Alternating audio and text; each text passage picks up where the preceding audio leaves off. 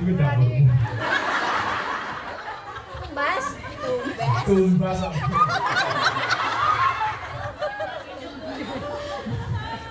Yang rajin berpuasa dengan melaksanakan puasa Daud. Saya terakhir puasa Daud dari tahun 2016 sampai sekarang. Mungkin kalau keluar negeri kayak gini saya berhenti karena sama istri. Wah, kira virus ngapain?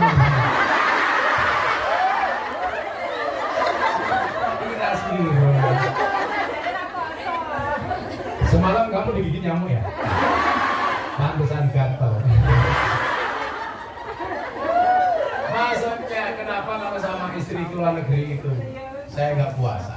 Satu, istri saya itu protes. Protesnya kenapa? Kan saya jarang di rumah. Saya jarang menemani istri saya makan. Nah kalau keluar negeri saya puasa, bundanya nggak enak sama saya karena dia harus makan sendiri. Ngurus mbahmu.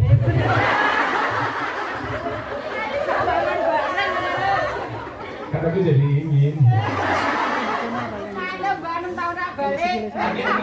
Kalau puasa itu puasa Daud bukan Anda, itu fleksibel. Artinya begini. Nabi Muhammad itu pola puasanya adalah kalau hari itu dia niat puasa, kok Siti Aisyah masak, istrinya bilang, Mas, ayo makan. Saat itu pula puasa Nabi dibatalkan demi menghargai istri. Tapi hari itu dia niat puasa. Mohon maaf, dia niat tidak puasa. Tetapi kalau istri nggak punya makanan apapun, langsung hari itu pula dia meniatkan puasa. Fleksibel karena puasa sunnah. Beda dengan puasa wajib. Lah, puasa Daud saya itu bukan karena nadar, bukan karena tirakat sesuatu, tapi ya karena menjalankan sunnah saja. Sehingga kemudian apa? Kalau kemudian tidak berpuasa, saya tidak berdosa. Contoh kasus begini, saya dulu nggak mau membatalkan puasa Daud saya. Sampai satu ketika pas kemarin pandemi, sahabat saya Sekda DKI Haji Syabullah, ketua PWNU DKI Jakarta, Gus Kiai, Mbok jenengan ke balai kota Jakarta. Kenapa Pak Sekda? Udah lama kita nggak ketemu nih gara-gara COVID. Nggak apa-apa saya datang, nggak apa-apa datang deh. Kita Jumatan. Selesai Jumatan, saya biasa ke ruangan beliau. Pak Kiai ayo makan. Saya bilang, Pak Sekda saya puasa. Awalnya dibatalin lah. Nanti kalau Pak Kiai nggak mau makan, saya sakit hati, saya sedih. Saya puasa Pak Sekda. Beliau bilang, sudah lah Gus, siapa tahu ini kita makan siang terakhir. Kalimatnya ini, siapa tahu ini kita makan siang terakhir. Sudah deh, nanti kasih tambah uang saku. Jadi Pak Sekda itu orangnya keren. Setiap kali ketemu saya minimal ngasih uang saya itu $5.000 Singapura, $5.000 Amerika. Hari itu saya dikasih $10.000 Amerika. Sudah lah Kiai, batalin. Akhirnya apa? Saya batalkan puasa saya. Dan bukan. Anda salah. Kalau karena uang rambut saya kemarin haji ditawar $100.000. Mau dibeli sama itu rambut atas, apalagi yang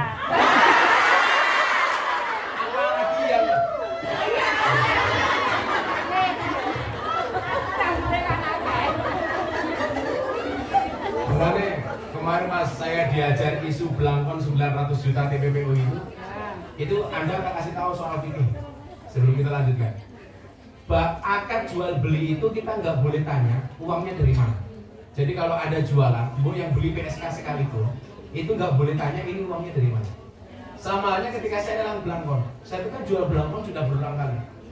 Saya dulu tahun 2000 berapa jual belangkon laku 200 juta. Saya sumbangkan untuk santri asuh di Jawa Timur. Kemudian saya jual lagi laku 100 juta.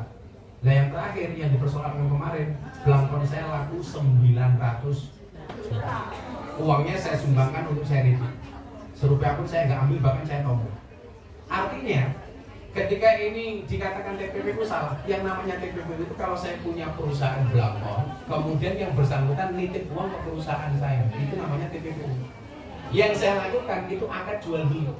Kalau orang jual dan beli dipersoalkan, berarti bahwa kalau angkringan yang jualan nasi kucing, ketika yang bersangkutan beli itu juga masalah.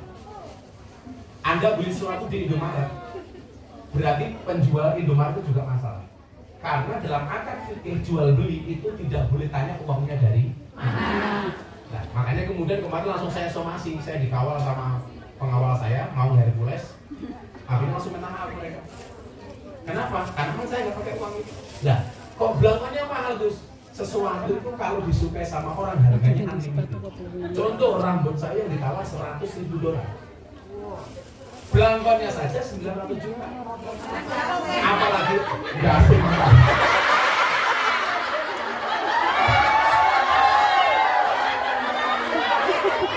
Apalagi sarungnya. Enggak.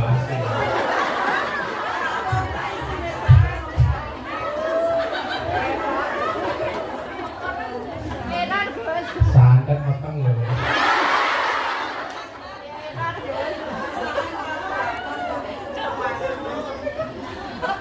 Jadi kalau Anda sering lihat YouTube kan saya bilang ada dalil bunyinya adalah kulla syai'in idza kasura rahusul. Segala sesuatu itu kalau jumlahnya banyak pasti murah.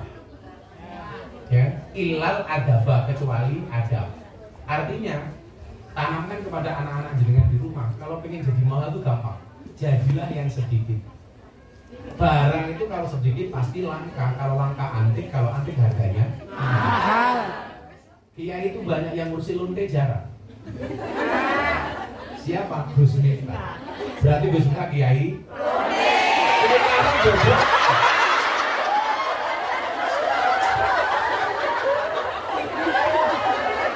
Kiai lonte.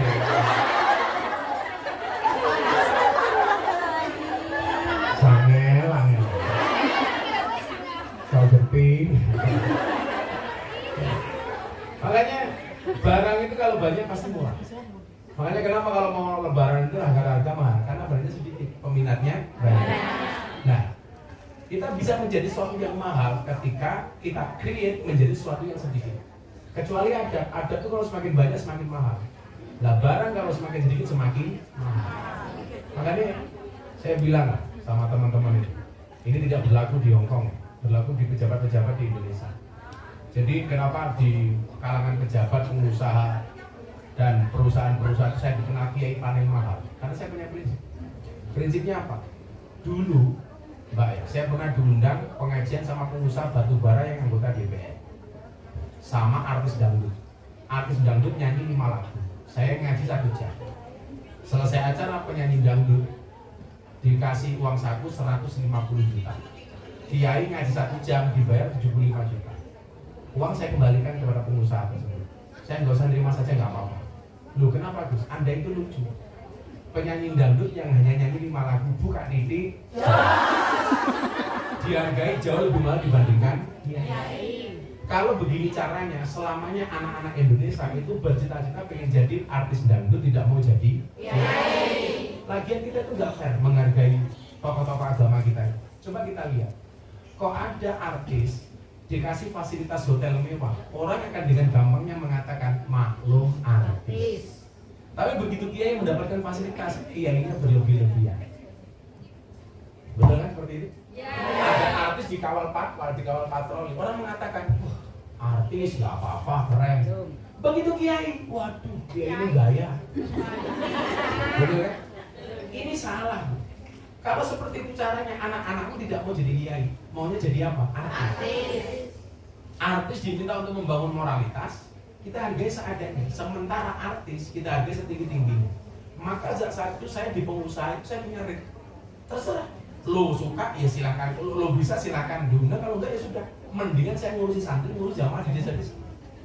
Karena saya tahu pejabat-pejabat yang undang saya ke daerah itu mereka punya kepentingan politik.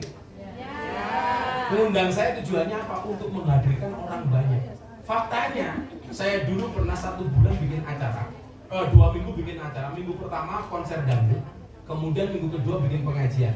Jamaah yang datang di pengajian saya jauh lebih banyak dibandingkan yang ikut konser dangdut. Maka kemudian apa? Saya pengen memberikan optimisme kepada para santri. Jadi kiai itu bisa keren.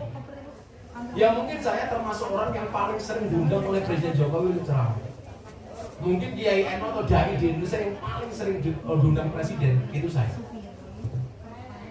Maksud saya apa? Sehingga anak-anakku yang sekarang di Indonesia mungkin sedang mondok, sedang di pesantren, mereka juga punya cita-cita. Ternyata bisa keren. Sekarang hampir banyak artis yang kemudian ikut kita ngaji. Kemarin saya di Singapura sama Vero, sama beberapa artis. Mereka mengatakan apa? Kita nyaman dengan cara-cara dakwah seperti ini. Makanya kemudian di kalangan para artis saya dikenal sebagai pemberi nasihat pernikahan para artis. Saya sangat senang menasihati artis menikah, apalagi kalau dinikahkan. Kita jangan nikah lagi, Pak. Oh enggak, nikah itu senang, tapi jangan senang menikah. Makanya semua istri senang menerima mas kawin, tapi ada satu mas kawin yang paling